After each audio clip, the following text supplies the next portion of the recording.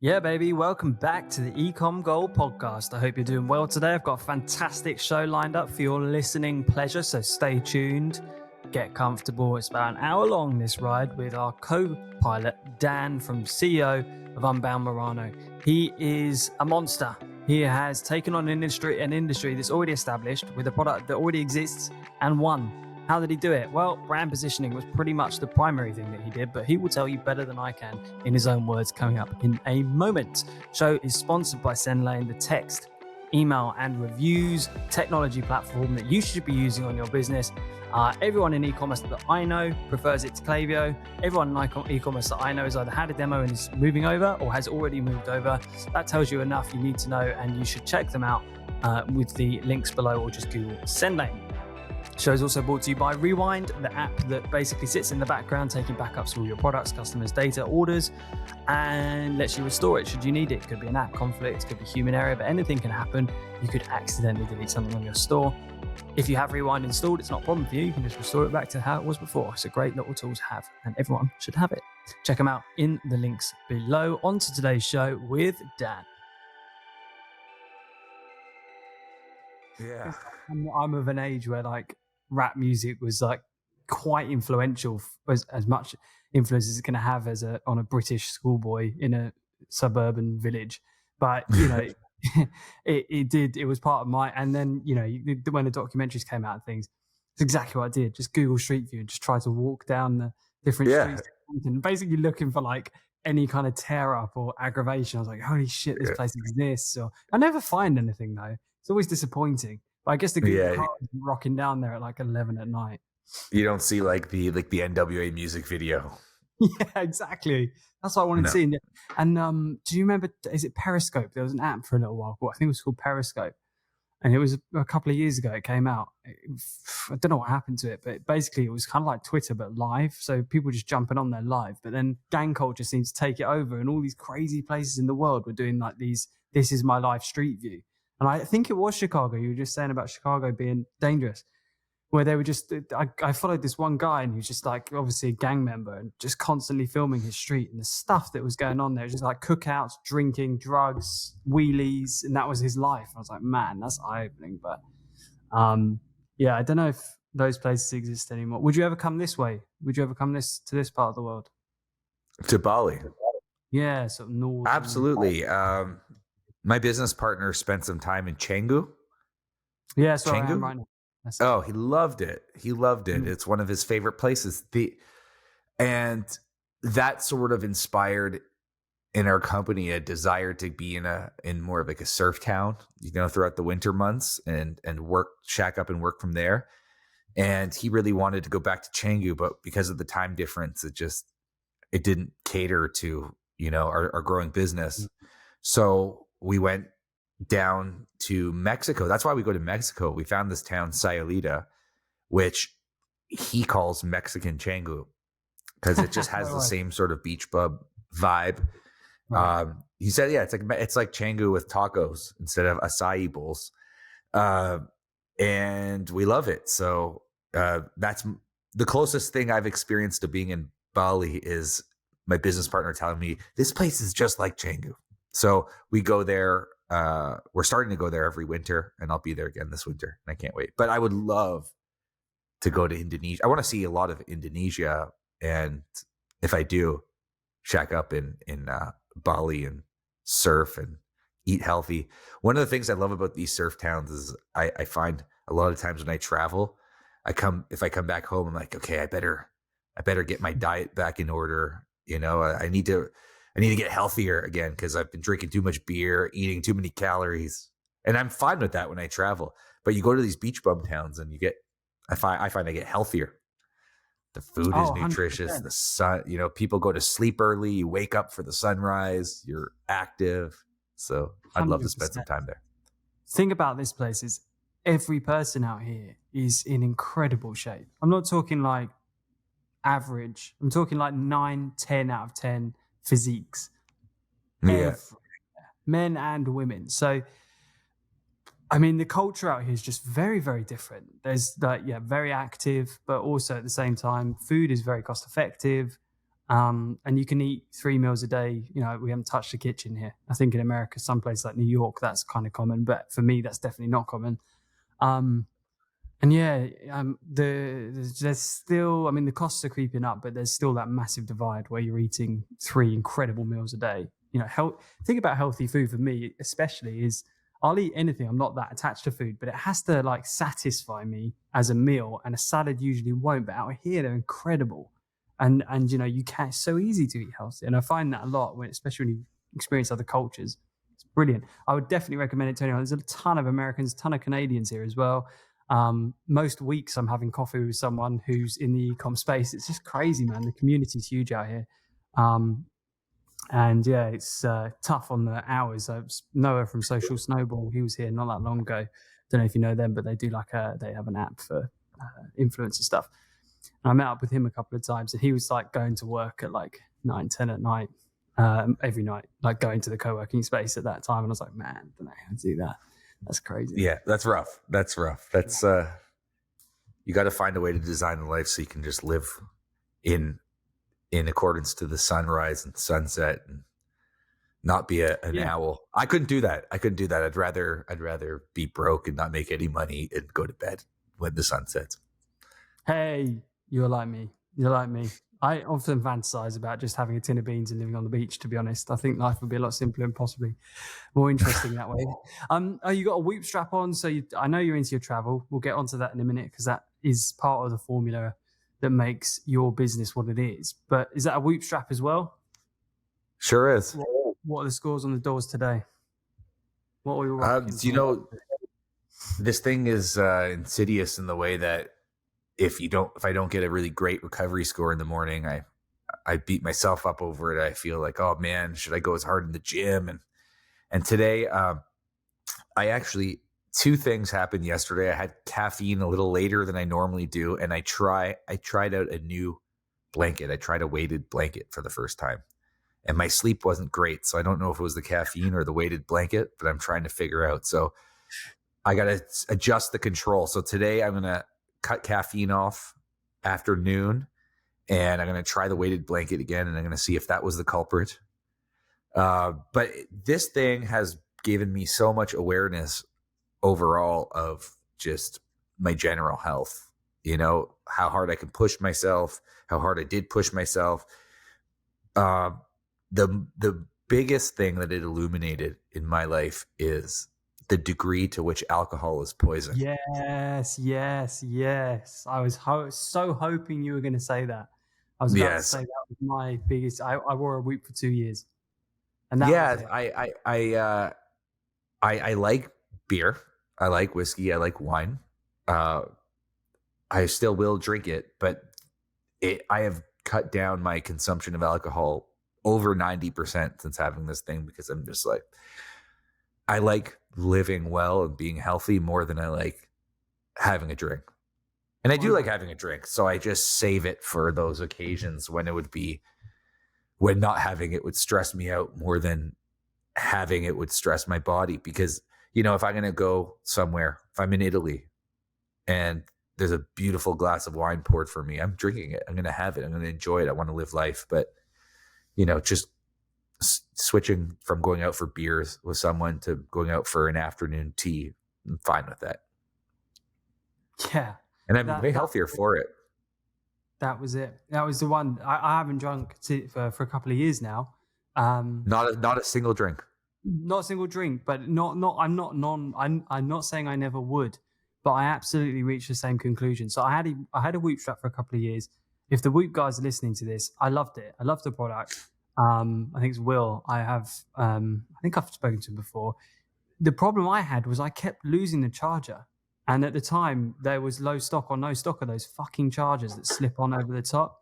And so basically it would break those, and it would break my streak, and that would break my heart, because you know your data streak.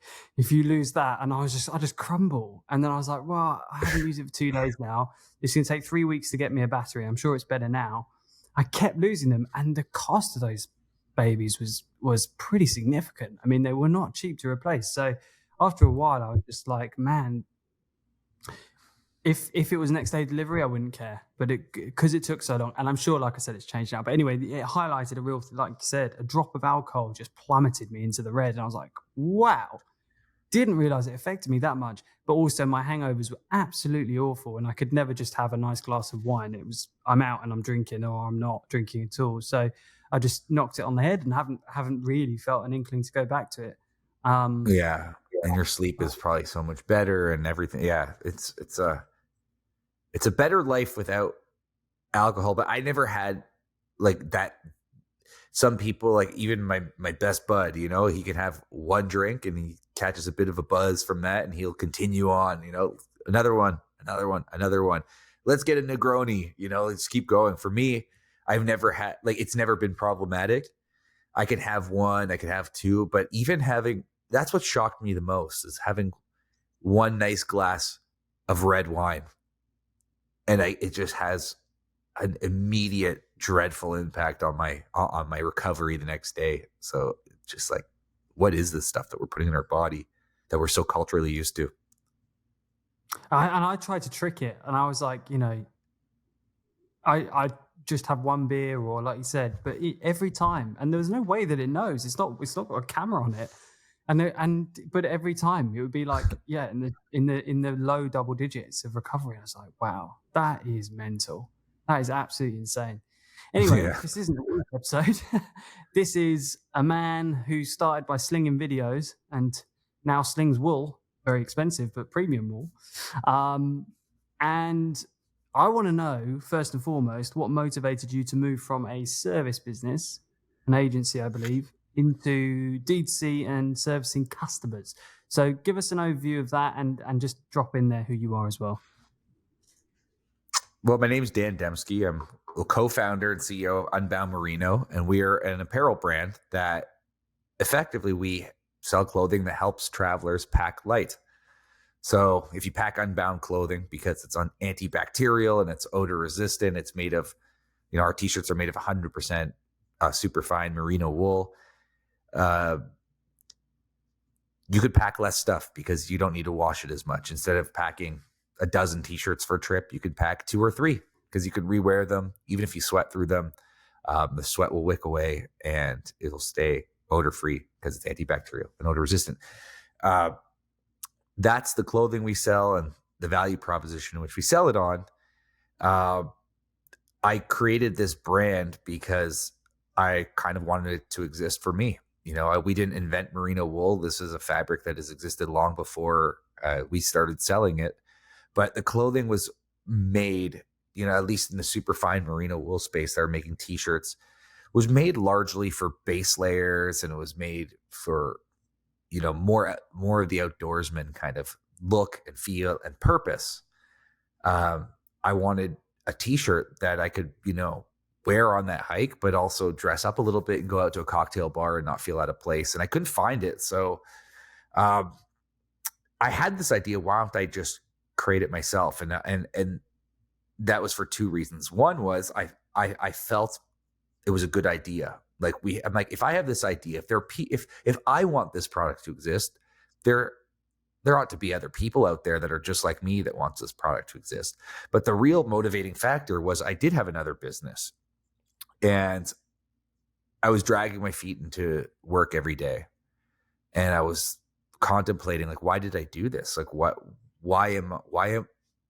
when I created a business, am I going into the office and am I hating my life? And I'm so tired. I have to put in so many hours. Now, it didn't start that way. I created a video production agency, and we grew very, very fast, and it was very exciting. I was in my early 20s, and by my mid 20s, we had almost 20 employees in this really dope office in downtown Toronto, and we had an amazing list of clients, big brand clients, and it was going in this amazing direction. So for that buildup, it was incredibly exciting until it wasn't anymore. And then, a combination of some of the mistakes we made in building the business, but also just the nature of the service industry where, you're only as successful as your last client. We were closing big deals, and then, what if one quarter we didn't close any big deals? What if we had just a couple of small ones? And then you start to agonize over the cash flow that's going to, issues that are going to come ahead.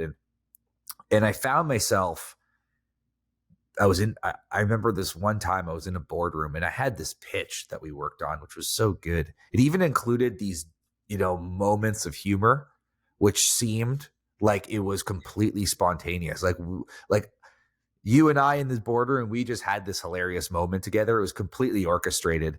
And I did it and they were laughing and I was laughing with fake laughing. I did this joke yesterday. And I felt like I'm a dancing monkey and I have to be in these boardrooms every single day trying to convince people to work with us. And I couldn't even go on a holiday. I had no time and I just didn't see the end in sight. So my passion for it sort of started to fall off a cliff, but I still had to show up. I still had employees. And then this idea for Unbound came through a series, of my own travel experiences. And I thought, hey, I have another business. I don't have any capital really to start my own other side project business. I obviously don't have time. I'm working morning to night in this other business. I don't have energy. I was 20 pounds heavier than I am now.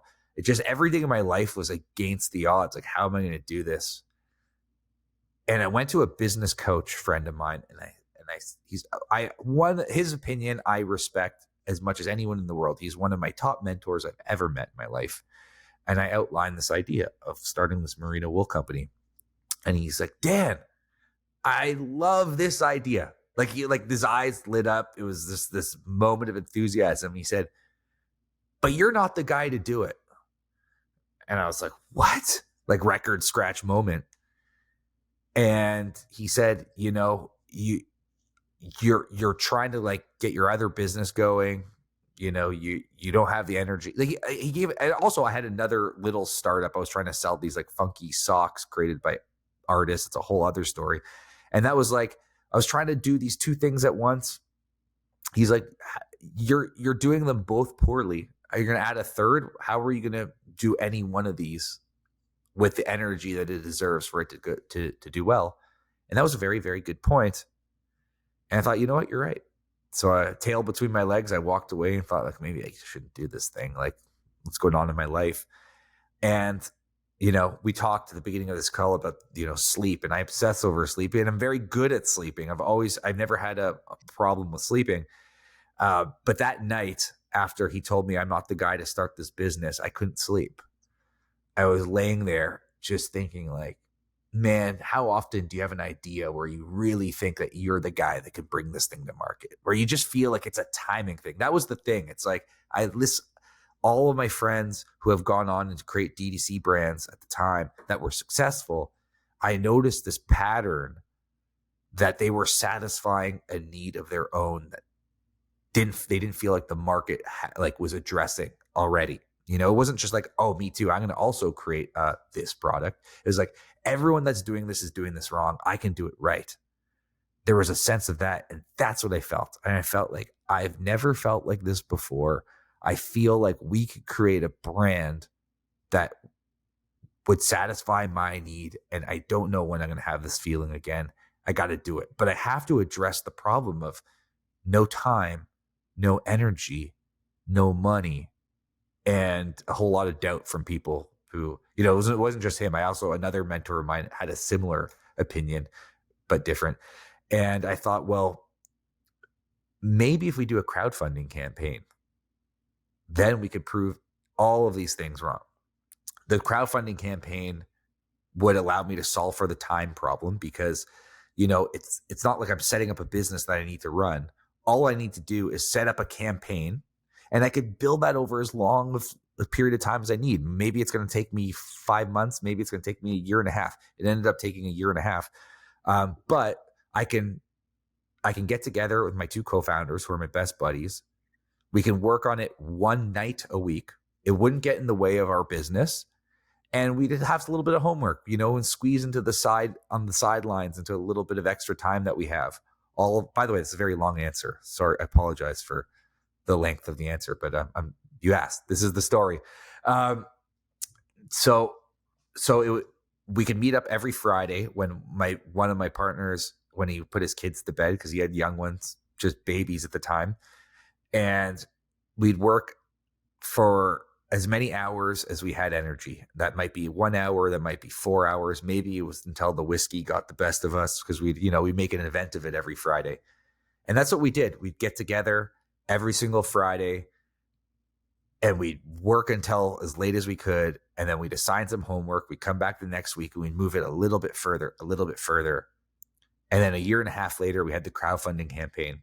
And the crowdfunding campaign also solved the other thing, was the product, the idea of whether or not the market would want this product. So rather than us investing all that capital in and then hoping that the business would work, it's a pre-order campaign. So we created this campaign. We gave our best pitch.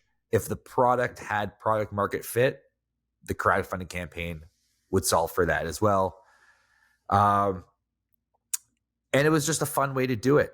So a year and a half later, we launched the crowdfunding campaign. We tried to sell $30,000 of product, and that would sort of validate it to us that, there's enough people that maybe we can get a little inventory and then we can try to figure out how to build this business on the side, not really knowing how we do it or what that would look like. But we sold almost $400,000 in sales in our crowdfunding campaign. Wow. And I thought, this is it. I walked away from my other business. I basically gave it to my other business partner. And since then, we've just been growing steadily. It's solved for all of the things that we needed to validate. And still to this day, at least on the, we now have a women's line, but for the men's side, I feel like I'm the core customer. And we design a lot of the products to fit the profile that is me, for my travel needs, for my lifestyle needs. And it's been working great. And we're selling in over 100 countries now.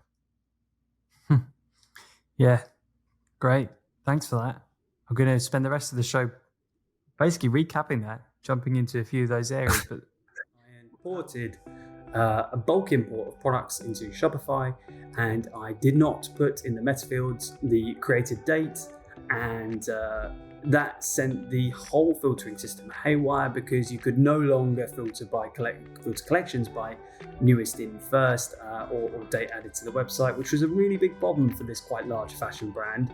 If I didn't have Rewind, that would have been a complete pickle. It would have taken hours, if not days, to sort out. All of the while these products are live and really messing up their merchandising. A mistake by me, absolutely, but fortunately I had the foresight to install Rewind before I made any of these changes, and I was able to just click a button, restore the site back to a previous version just a few minutes before I made that fatal error, and no one was any the wiser. That's the value of Rewind. That's just one use case, okay? One use case. There are hundreds of other use cases. Have it on there, because when you need it, you'll text me or you'll tweet me and say, thank you so much, Finn, for recommending that I installed Rewind. You saved my bacon. Back to today's show. A year and a half, that's a long time for any human to contemplate anything, really. But there must have been times where it almost didn't happen, or maybe changed and evolved into something else. Well, do you remember any of those times where you almost just jacked it in or changed it into a completely different thing? Well, yeah, a few times when we were sort of figuring out like what the real positioning was, like we discovered another brand that launched not that long before that was selling a merino wool t-shirt, and we were going to launch our MVP product with just the t-shirt. We're like, well, we're not that unique anymore. There's another company, right? So we added other products to make it more about the kit, the bundle that allows you to pack lighter, and really emphasize, rather than their value proposition is you can wear this shirt so many days and it doesn't smell. For us, it became about how can you take whatever your luggage is and make it a carry-on no matter where you're going for however long. So that little iteration is a core pillar of who we are as a brand today. So that was a happy little accident, as Bob Ross would call it. But you know what? We weren't worried, if this thing, I wasn't basing my life on this working. Like if it didn't work, I was going to have to make a decision. Do I go back to my other business, roll my sleeves up and make this thing work to the best of my abilities? Or do I pack it up and go try to get a job at Shopify, which was what my top choice probably would have been, because I think I was done with the service industry. But, you know, I could have been, I had long work weeks, and I could have packed up my stuff at the end of the work week, gone home, went out for beers with friends and unwound, went to a movie, went to a concert, you know, and relaxed. But instead, I got together with my two best buds and we worked on this project. And, you know, a year and a half of working on it wasn't like, oh, I hope we're not wasting our time. Not a week went by where we felt like we were wasting the time. Even if the thing didn't work out, it was a very, very fun and enjoyable process. I could have been going out with that same two guys, just shooting the shit and joking around at a bar, having beers, and it would have been great. But we did that. But we did it at my business partner's house. And I brought some food, or he ordered some food. We had a couple drinks and we worked on something. So it was just a fun experience. And I remember when the crowdfunding campaign started taking off and it really like took a life of its own, and we realized, holy, we have something here.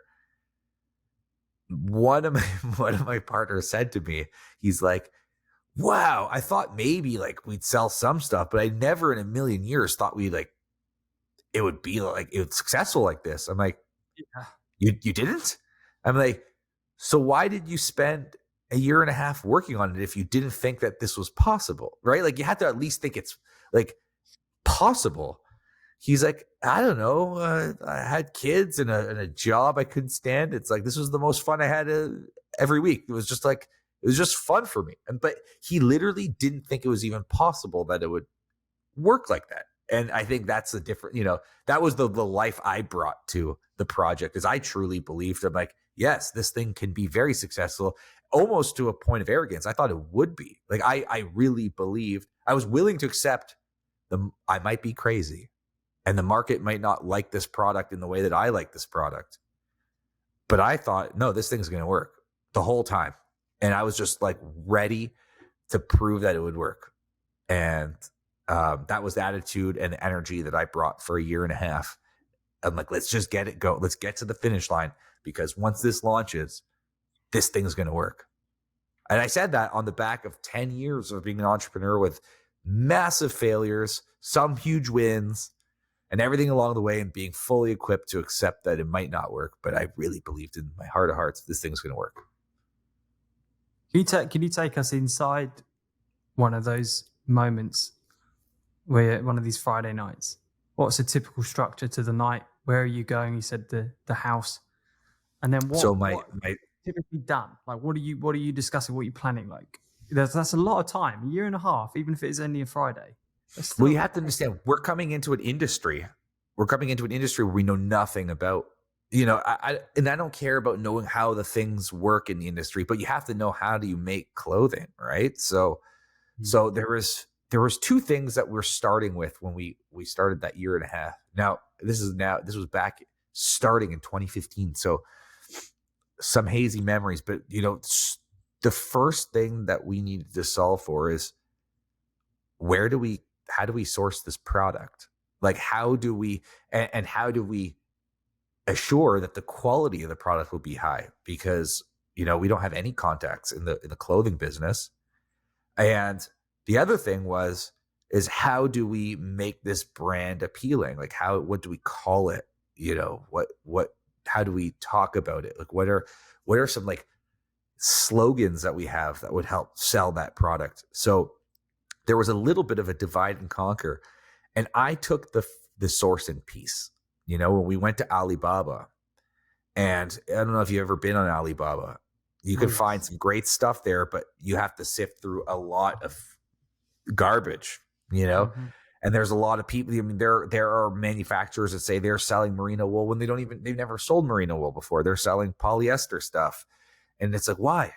So, you know, what we did is we set up a challenge to say, we need to find a manufacturer. We're going to do it within 2 weeks. So we would start to look, and we discuss like, okay, well, how are we going to do this? Okay, Dan, you'll do this. But then what we did every week is we created homework, said, okay, I'm going to come for next week. I'm going to have emailed. I'm making up exactly the specifics of this, but this is the kind of the gist of it. I'm gonna have emailed or in-mailed through Alibaba 100 different people, and I'll have 10 that look interesting to me, and say to Demo, one of my partners, it's like, you come up with 10 different names of what this brand could be called, so then we show up the next week and it's like, you have homework. Don't show up without doing your homework. And it was on us to sort of, squeeze it into our schedules and our lives. So I did that. I went and I found some suppliers and we started that process, and, challenges come along the way. And then what we would do is there would be some stuff where we would just like have some work that we want to do together. Like, let's work on this together. Let's write, because we knew it was going to be a crowdfunding campaign. So let's like look at some campaigns. Let's write a hook. Let's write 10 hooks right now. And we'd all come up with them, and then we'd compare them. We'd argue over whose were better. We'd just find a way to fill the time. And then it would sort of erode into just being some fun nonsense. But it was all built on the, let's set goalposts and let's have homework and let's show up and let's have fun. And fun, we called them work parties. Like, it was a party. It was fun. And we made sure it was fun for the whole year and a half. Is that carried over? Have you managed to maintain that? Now you've got into a more stable ship, shall we say?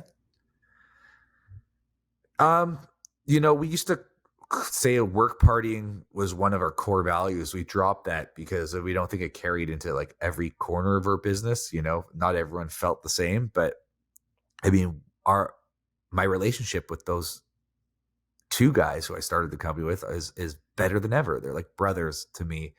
And we try to make things fun. I'll give you an example. So recently we've discovered that when I'm in an ad for the brand, it performs well. We have ads with like the UGC people, and we have ads with models, and then there's me.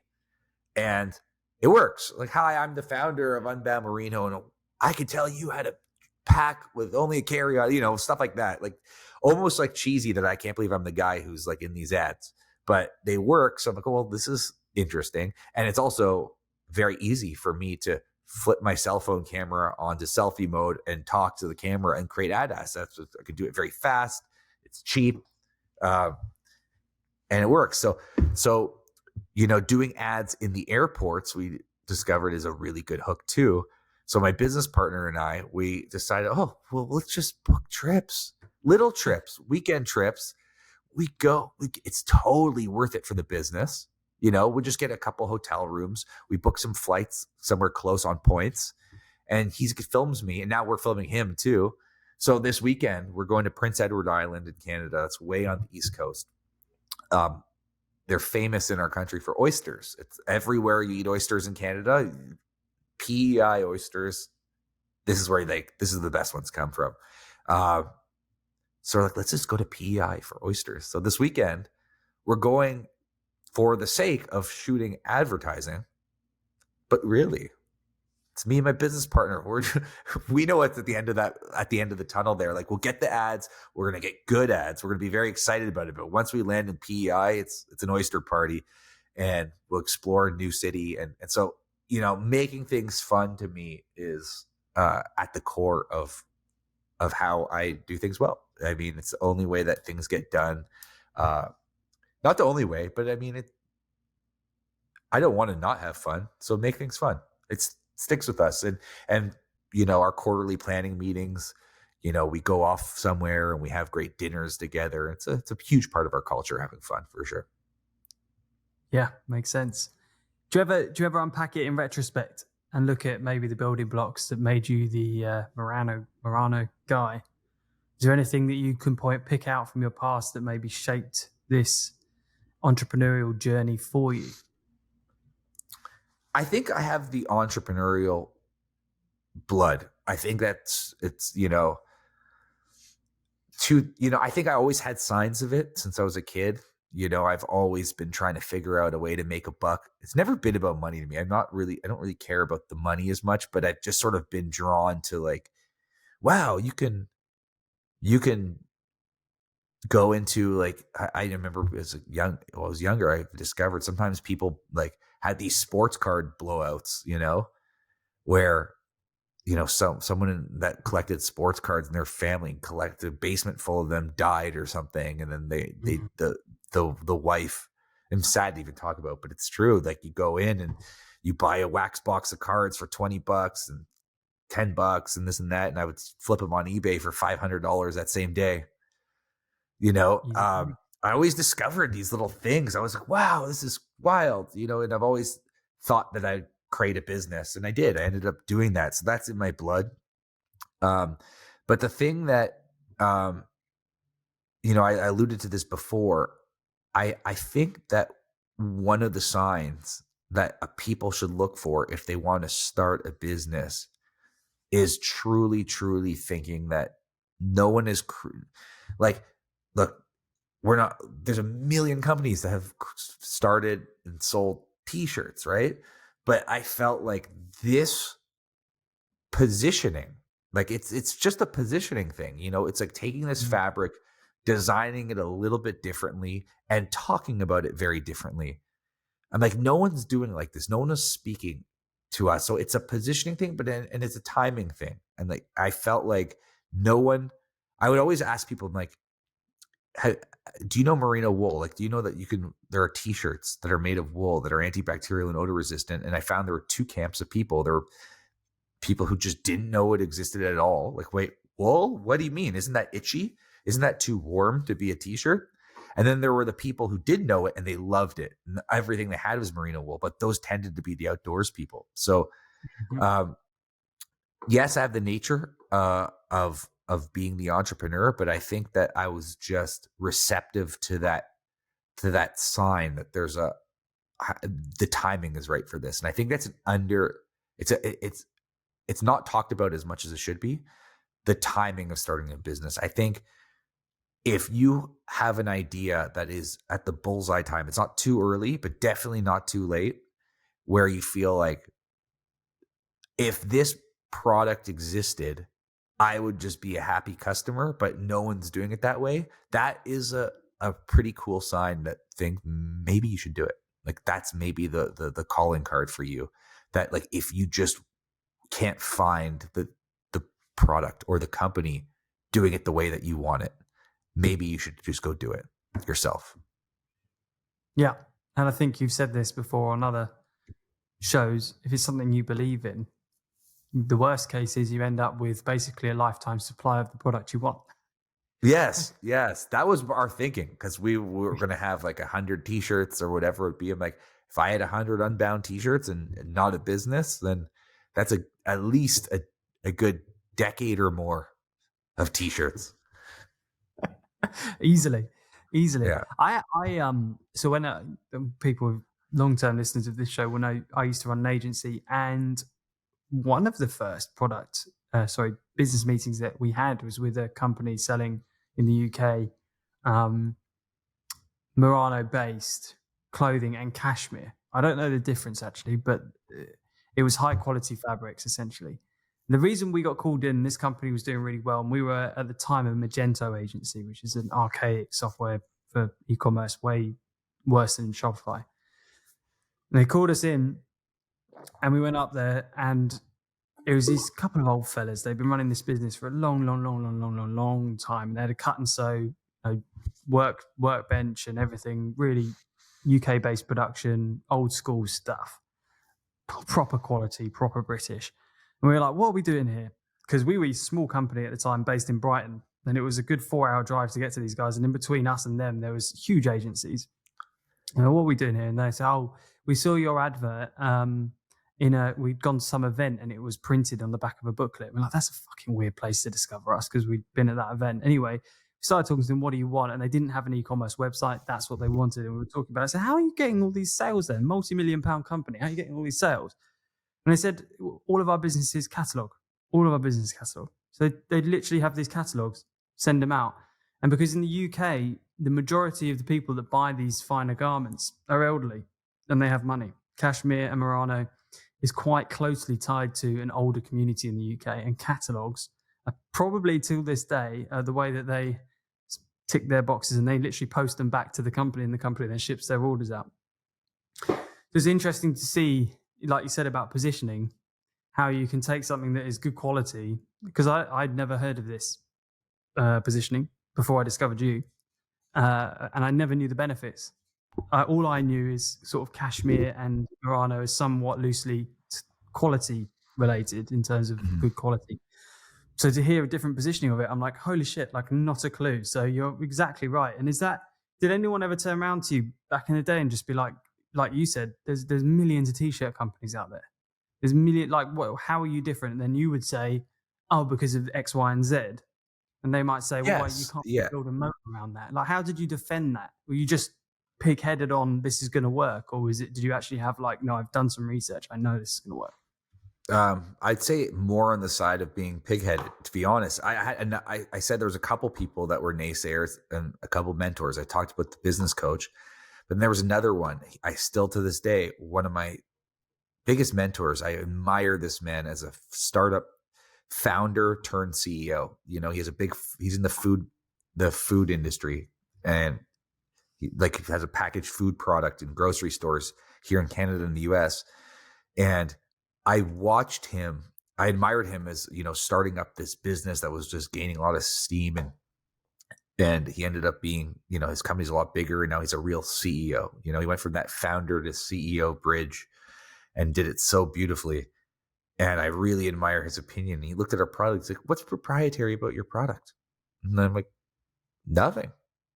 Nothing. Really. I mean, you can go start a company and selling, you can rip off our fits, find a supplier that's, you know, source some wool, find a cut and sell. You can reverse engineer the whole thing and come in, compete and copy all of our positioning and everything, right?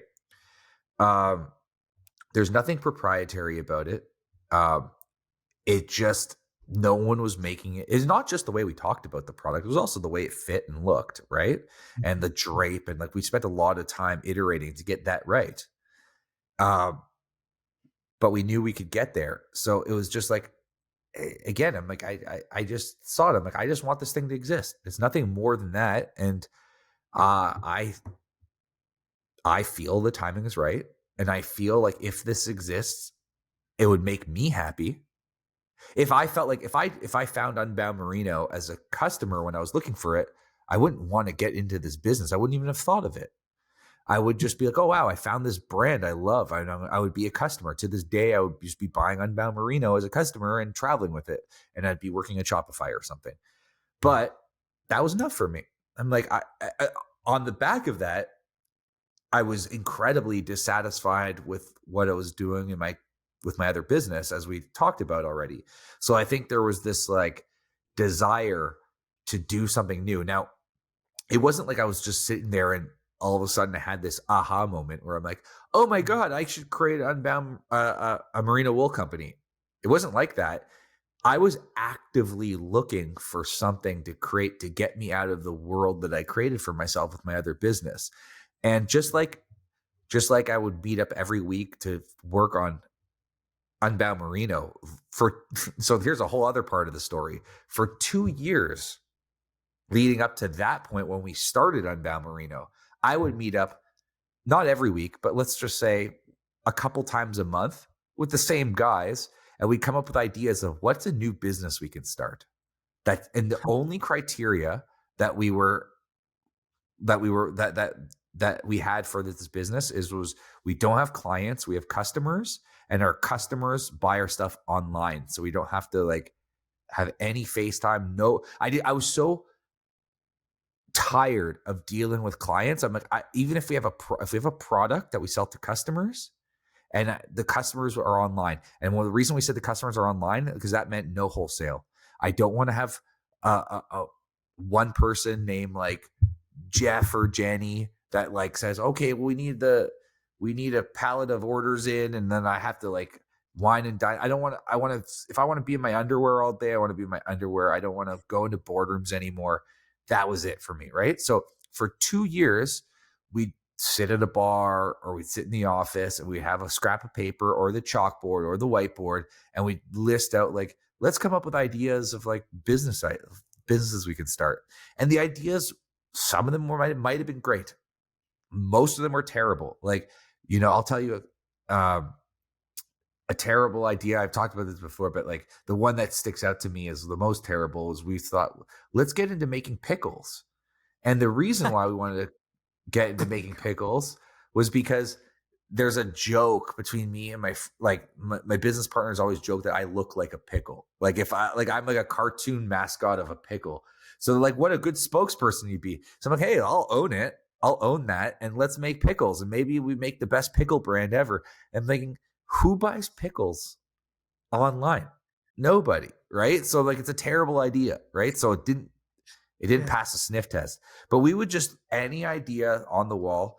So for a couple of years, we casually tried to figure out like, what could that be? And I think that's important because that framed our mind to be on the lookout.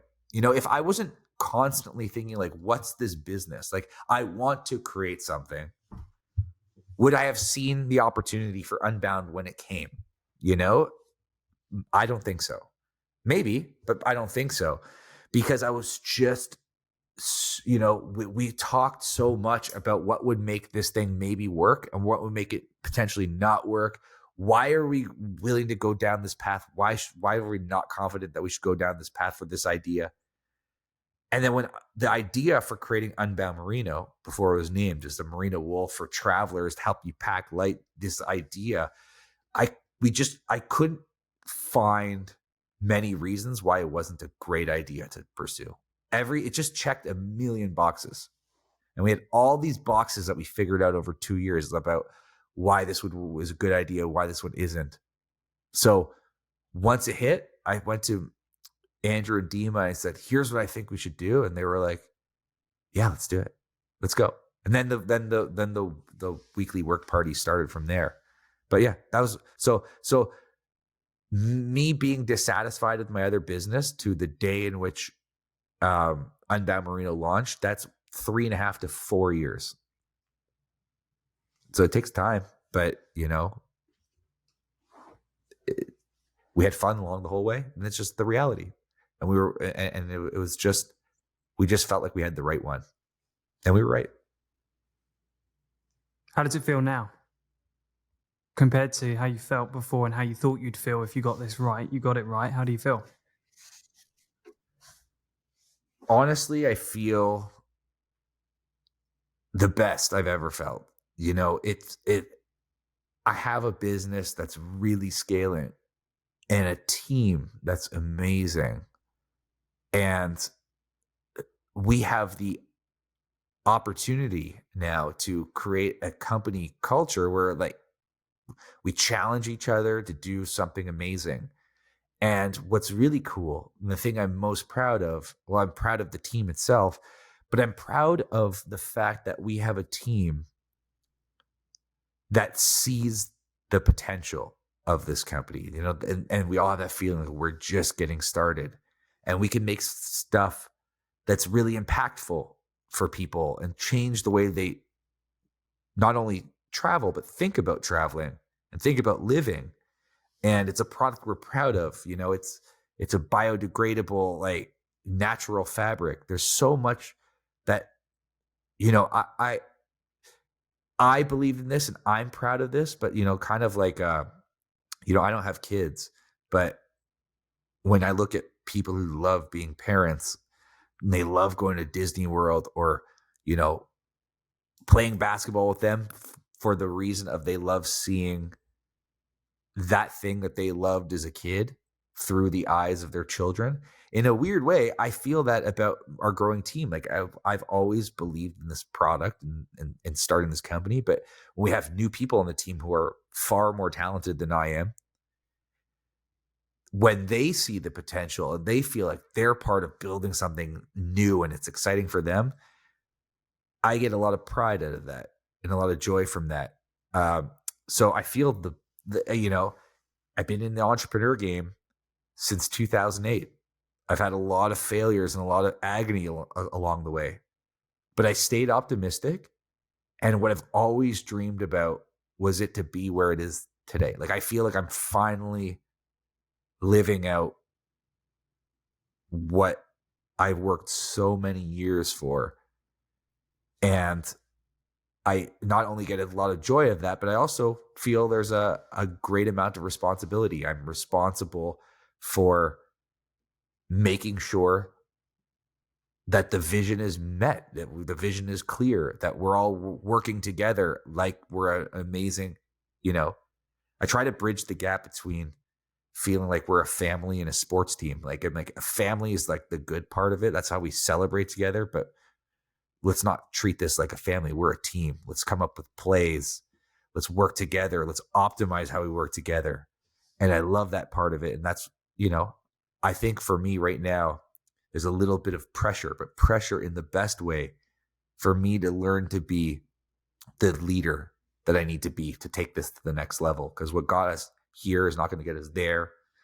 And now I need to follow that path, like I told you about with my buddy, like go from that founder persona, which is in my blood, to becoming a CEO, which is a skill that I need to learn. I'm not a seasoned CEO.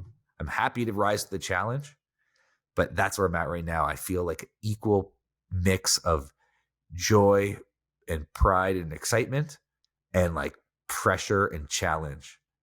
And I think that's kind of the sweet spot. It's like I feel like it fills my life with joy and purpose. So that's where I'm at right now. What marketing tactics have you used to scale the brand to where it is today? And how have you continued to compound the message that you have? And essentially, as you said, the kind of equity in the company standing out in such a way with your positioning. How have you managed to keep that going to get to where you are today? Has it been through Facebook ads? Has it been through YouTube? How and what have you done to get you here? Okay, I heard 90% of what you're asking, so I hope that answered your question. But if you're asking how did we continue to scale? We started with this $400,000 Kickstarter, but now we're a growing company. How did we go from there to scaling? And it's interesting, when we started the business coach, the same guy who said like, you're not the guy to do this, once he did it, he's like, I'm so proud. I'm glad I was wrong. But he's like, but you guys just have a kickstart. You're not a business yet. You're not a business until people come to your website and they start buying off your website and you're fulfilling orders and you're getting the inventory in and you can meet the demand. It's like, that's a business. You have product market fit, but you're not yet a business. Go create a business. And he was right. So how did we do that? How did we make this a business?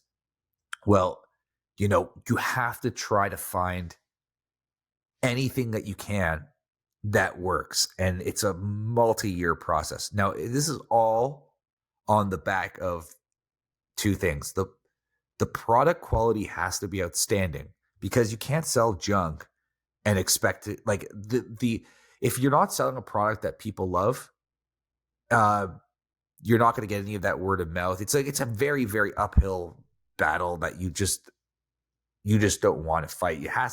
You need to have a good product first, and a good product is important because you get the word of mouth, but also people come back. And that's how you build a real business, is when people start coming back, because it's expensive to acquire customers. But if they become fans of your product and they come back for more, and you get them to come back for more because they need more t-shirts, they bought a t-shirt, they need more, but also you start to expand your product line and you have more offerings for them and they trust and love your brand. So you can bring them back that way. That's how you can build something really long-term and sustainable. So that's at the core. Product quality and quality assurance is the core pillar of what we do.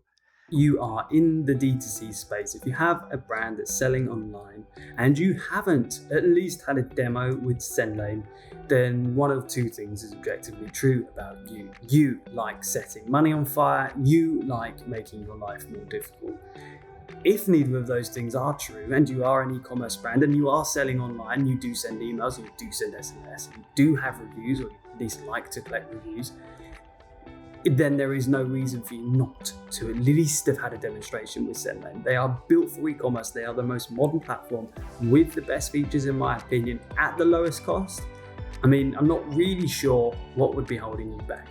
Please go and check them out. Show notes below, they have an event coming up. You can still get tickets, I believe, for that event in San Diego. A link to the Commerce Roundtable in the show notes below as well. Please do go and check out them, and if you haven't already. Back to the episode. Yeah, so in this process, we spent a couple of years where we did minimal as far as like new creative for our advertising, but it worked because people were looking us up. They were seeing the product was good and people loved their product. So it worked. Meanwhile, we were trying affiliate marketing. We were trying to give some stuff to YouTubers. You have to try everything and you have to keep trying everything. We tried TikTok 3 times and failed. We still haven't figured TikTok out. I want to bat for a 4th. Everyone on my team thinks we're crazy. Like, it doesn't work. It doesn't work for us. I'm like, no, we're doing it wrong. We can crack the code. But we have this mentality that on any way that you try to acquire new customers, be it with digital marketing on Meta, or if it's affiliate stuff, or if it's influencer stuff, or if it's TikTok or Pinterest, you have to just keep trying until you can crack the code. And that's the language we use. Like, we haven't cracked the code on this yet. It's there. We haven't done it. And for years, we spent on Facebook ads, and it served us really well. It boomed at first. And then we had a lull for many years. And we realized once we started to really experiment with pumping tons of new creative in, we were able to scale our Facebook ads for the first time in years. So like looking back, it's like, we probably could have been like 5 times the size right now if we were doing what we're doing now. And what we're doing, the big thing that we're scaling is Facebook ad creative, and really having a system to really analyze, let's pump a bunch of new stuff in. I talked about, wow, it really works when I'm on camera. And we have some UGC people, this one woman, she works really well, but this other woman, people don't take to her as much. So finding all of the winners and then just doing like alt versions of it, different hooks, different bodies, different call to actions. And we're inspired by other companies that were doing this, but it almost feels like it's this machine where everyone has to work together. So the media buyers have to really, really find like, what are the 3 to 5 interesting things that happened this week? Like, look at the hook rate on this video. It's amazing. This hook rate is awesome. So let's use this, but let's find 5 versions of new content with that same hook, because maybe we can have challengers. We can maybe make this ad work a little bit better. And Dan, you've been really good. Can we get more stuff with you? And then going to get that content, getting a lot of editing done, getting new stuff in there, and constantly having this back and forth. The media buying goes to the creative brief. The creative brief goes to production. The production goes back to the media buyer. And it's just this system. And we found that we've been able to scale our advertising this year so much. I mean, this year over last year, our ad spend is up 500% at a similar ROAS to where it was last year. So the only thing holding us back now is inventory. So right now, that's how we're scaling. We're scaling our creative production, which is allowing us to scale mostly on Meta. And we're hitting the ceiling because of inventory, but we're getting inventory in so that we can raise that bar even higher. But what I'm trying to keep focused on as this exciting we cracked the code on the Meta thing and we found this exciting way to scale. What I'm trying to keep my mind on is that an algorithm change could be around the corner. iOS this, another iOS update can come and just close the curtain on that. And that could happen anytime. Or we could hit a wall. Maybe we pushed our creative and our brand messaging has sort of plateaued. So while we're working really hard to scale on Meta, we're still trying to crack the code and everything else. TikTok's been an abysmal failure for us. And let's try it again. Let's get it. Because why not? Now we have a women's line that's really just booming. And from what I know of Pinterest advertising, it doesn't work really well for men's stuff, but great for women's. I'm like, whoa, we've never tried Pinterest. Here's an opportunity. So I feel with marketing, I feel like it's like walking down a hallway with a bunch of doors that are open just an inch, and you have to kind of like walk down that hallway constantly and sort of kick the doors open. Like, what's in here? Should I try this one? And sometimes, and a lot of times, it's not going to lead anywhere interesting. But if you keep kicking doors open, you can find that pocket, and we're always looking for that. So right now, our scaling is all Meta, but we're like still like, how do we up our influencer game? You know, affiliates really taking off. How do we 5x that? How do we do TikTok? All of that stuff. Yeah, I agree with everything you said there. I think I should ask you, because you're one of the only people who could maybe answer this question. Would you recommend going so strong in the early days of building a brand on a specific positioning? And I guess what I'm really asking is, the customers you acquired by being a solution to a travel problem, are they also customers that will buy a sports t-shirt from you, or a casual t-shirt, and some of your other wider, bigger market products? Yeah, you know, I mean, I can only talk about what we did, and then there's no like one way to get into finding product market fit. But you know, one of my friends, who's one of my successful friends, he's built 2 very big e-commerce companies. When we were starting with the whole travel thing, he's like, "Oh my God, it's like you're narrowing your market so much. It's like you can just like, why just travel?"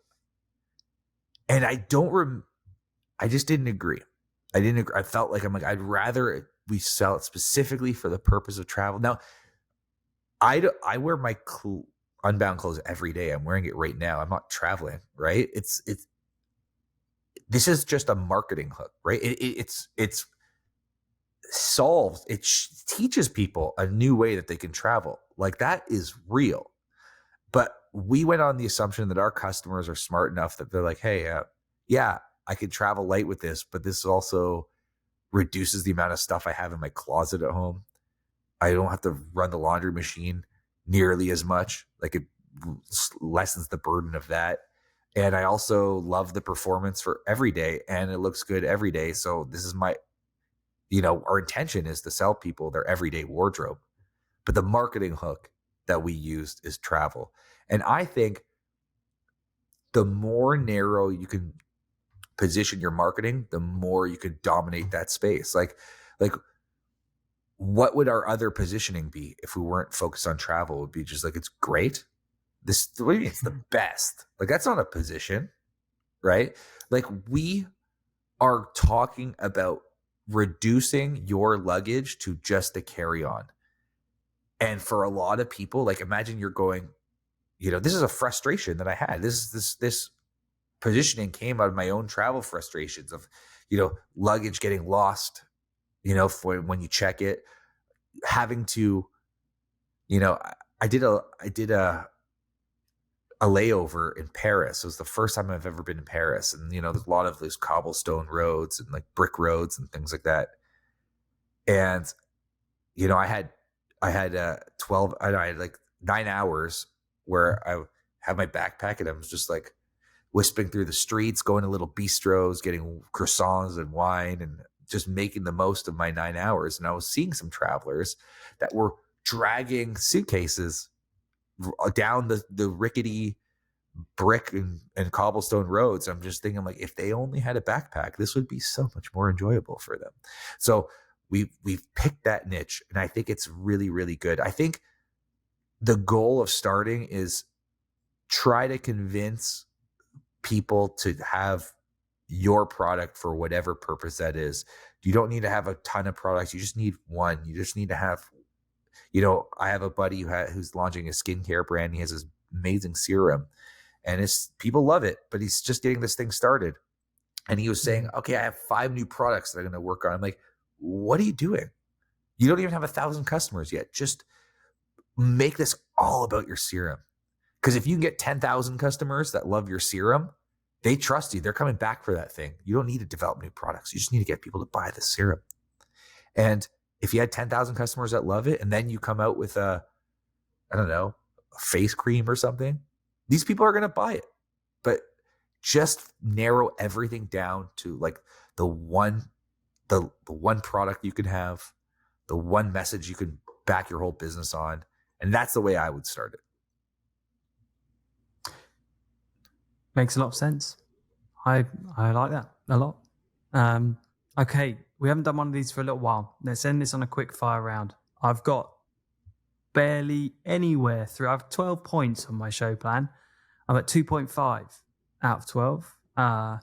But it's been an epic show with your stories, to be honest. So I'm very happy with the outcome of it, and even happier that the listeners didn't have to hear me talk too much, which is always a bonus. But let's hit a quick fire round. We're looking at less than a sentence or two answers to these. Sometimes just a word. Beach, vacation, or mountain adventure? Beach. Early bird or night owl? Early bird. Book or movie that's inspired you and inspires you to this day?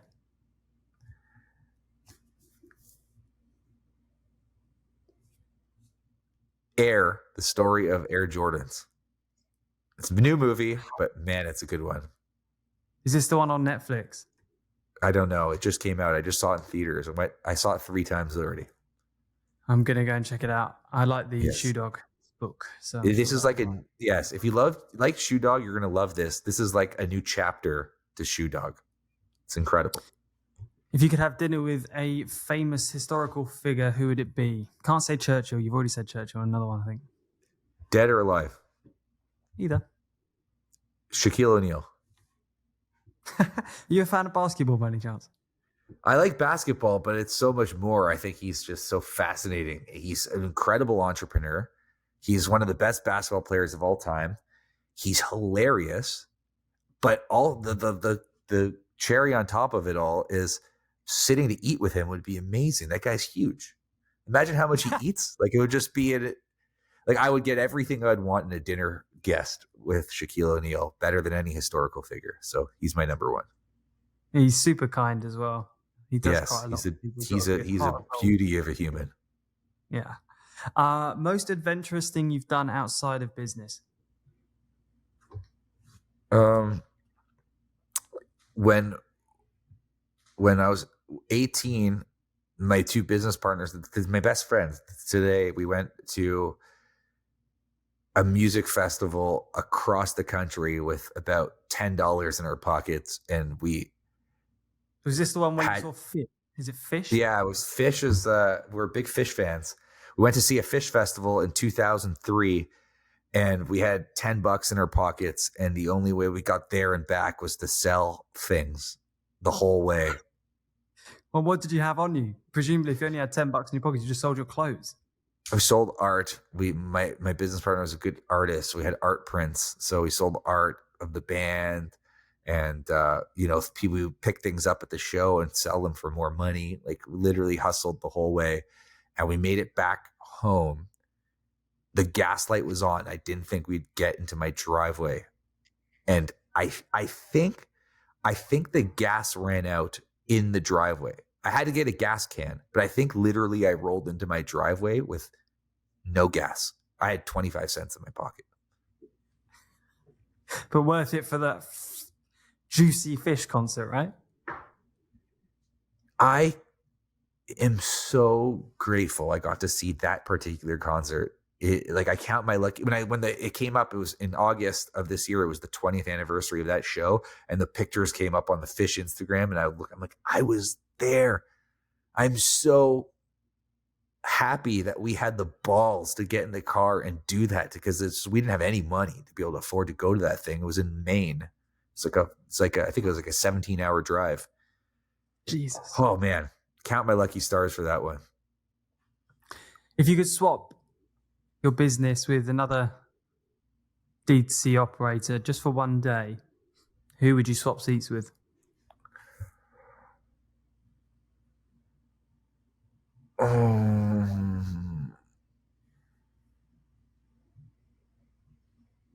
That's a good question. I would probably do Ridge Wallet, because they're obviously such absolute beasts at marketing. So I would just, if I had 24 hours, I would just sit there and just like steal their playbook. I would just study it for the full 24 hours and just steal everything and just want to know what they're doing. I mean, I don't know the guy, Sean, at all. I know he's quite active on the DTC world, and I'm sure he shares a lot of this stuff, but I'm just trying to think, hey, someone whose playbook I could steal, that's who I'd swap with. Well, you should join the operators Slack group if you haven't already, because that is where that playbook lives to some degree. Okay. Sean's open about answering those sorts of questions. And I can confirm, I'm in a WhatsApp group with Sean, and he is exactly as you'd expect in that group as he is online. Very authentic, but great choice. I think I'd probably do the same, especially as he gets like $1 million a year just to light on fire on something random, which I think is a good thing to have in a business of that size, just to try random new things. Final question, most bizarre thing you've ever bought online? I buy a lot of stupid stuff, but I'm just trying to think of like the one that I bought. There's this it's this inflatable neck pillow, and it's not for travel. It's for stretching your neck. So like it has it's like 3 pillows, and you have the little pump, and it stretches. And it's supposed to be good for your back, and you can just like start to lose circulation in your face. I don't know. I've been on Zoom calls with it, and people just can't take me seriously. It looks insane, and I don't think it works. I think it probably does, but over many years. Huh? It probably does work, but over like a decade, you probably have to work. Yeah. I'd have a nice long neck, like a giraffe neck. All right, man. Look, appreciate that. Every moment of this, and I've just sort of felt like a listener today, which is great. I love it when that happens, and I especially love. I'm the similarities in our journey are insane, man. I have a mentor at the moment. I've had the very same conversation with that mentor about focusing on one thing, not all of the things. I'm about to launch a brand myself. Thinking about whether to go wide or go small, launch 5 products, launch 1. You've answered a lot of questions for me today. So if anyone has got amazing, and if you ever want to just talk offline and shoot out ideas and stuff, just hit me up. I'm here, or I'll come visit you in Canggu. Go on down to Canggu. I'll be in the States next year, I think. Anyway, we're out. All right. Thanks, Dan. That was Dan on the E-Commerce Gold Podcast. Thanks for tuning in again this week. We'll be back next week. As always, this show is sponsored by SendLane and Rewind. Check them out if you haven't already. Peace.